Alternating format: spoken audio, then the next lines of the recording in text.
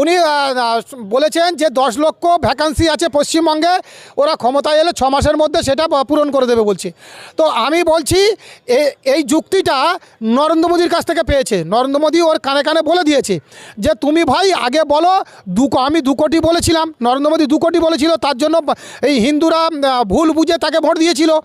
তো এরা 2 কোটির জায়গায় সেটা 10 লক্ষ বলছে, যেহেতু এটা রাজ্যের ব্যাপার সেই জন্য 10 লক্ষ বলছে। তো এরকম ভোকাল টনিক বারে বারে দেবে, আরও অনেক রকমের ভোকাল টনিক দেবে। ওই লক্ষ্মীর ভাণ্ডারও 3000 টাকা করে দেবে বলেছে। এসব ভোকাল টনিক দিয়ে কোনো লাভ নেই, কারণ এরা কিছু করবে না। আমি তো শুনলাম যে বিহারে ওরা যে 10,000 টাকা করে দিয়েছিল, সেটা লোন স্বরূপ দিয়েছিল, সেটা নাকি আবার সরকার থেকে ফেরত চাইছে। তাহলে এই রকমভাবে ভাঁওতাবাজি মিথ্যা কথা বলে আমাদের হিন্দু সমাজকে বিপদগামী করেছে দীর্ঘ 12 বছর এবং আজও করছে। আগামী দিনে হিন্দুরা তার জবাব দিক, হিন্দুরা স্ট্রং হয়ে মানে সত্যবাদী, সত্যের সামনে দাঁড়ান।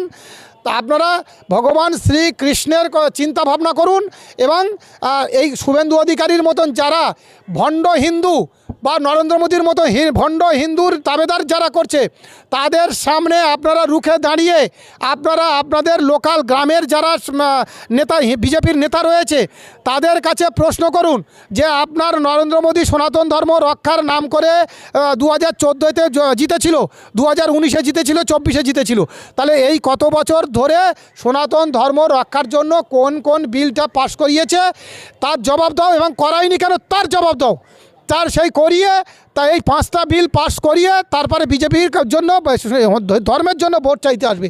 না হলে যেন ভোট চাইতে না আসে, যেন ওদেরকে তাড়া করে, দূর দূর করে তাড়া করে, না আর কৈফাতও নেয় যাতে কেন এই বিলগুলো পাস করায়নি, জন্ম নিয়ন্ত্রণ বিল কেন পাস করায়নি, কেন গুরুকুল শিক্ষা ব্যবস্থা হয়নি, কেন সনাতনী ল বোর্ড হয়নি, কেন হিন্দু রাষ্ট্র ঘোষণা হয়নি, কেন গোমাতা রক্ষা হয়নি।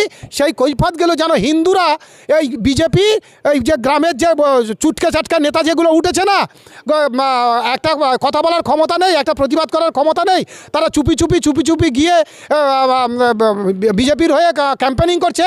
তাদের সামনে এনে ভালো করে সঠিকভাবে শক্তভাবে জিজ্ঞেস করুন যে বল তোরা নরেন্দ্র মোদী আজ 12 বছর ধরে সনাতন ধর্ম রক্ষার জন্য কোন বিল পাস করেছে, আর করায়নি তোরা তার বিরুদ্ধে কেন বলছিস না, সেই কথার কৈফিয়তটা আগে দে।